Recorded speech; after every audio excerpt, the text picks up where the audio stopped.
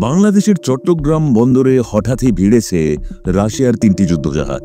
প্রশ্ন উঠছে, রাশিয়া কি এবার সরাসরি দক্ষিণ এশিয়ার রাজনীতিতে ঢুকে পড়ছে?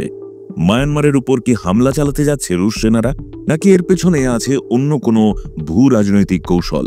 এই অবস্থায় প্রশ্ন হলো, রাশিয়ার যুদ্ধজাহাজ কি সত্যিই একটি আগাম প্রস্তুতির ইঙ্গিত, নাকি এটাও এক কূটনৈতিক দাবার চাল যার গন্তব্য এখনো আমাদের অজানা?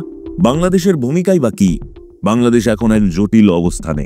একদিকে রাশিয়া, চীন এবং ভারত, ৩টি শক্তিধর প্রতিবেশী, অন্যদিকে নিজস্ব স্বার্থ, সীমান্ত নিরাপত্তা ও আন্তর্জাতিক সম্পর্ক।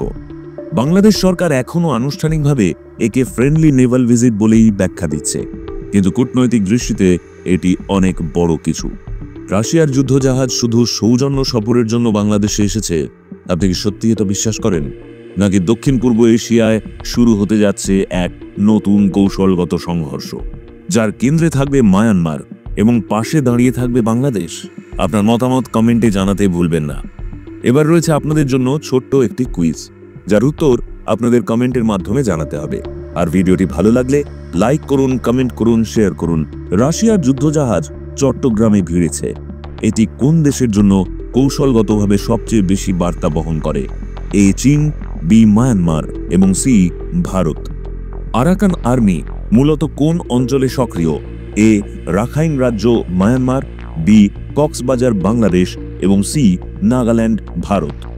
রাশিয়া কাদের প্রধান অস্ত্র সরবরাহকারী?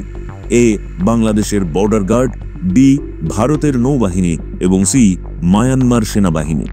রাশিয়ার মূল উদ্দেশ্য কি হতে পারে এই সফরের পেছনে?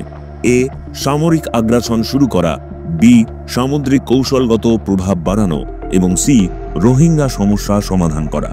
আপনার মতে ভবিষ্যতে কি বাংলাদেশে রাশিয়ার নৌঘাঁটি স্থাপনের সম্ভাবনা আছে?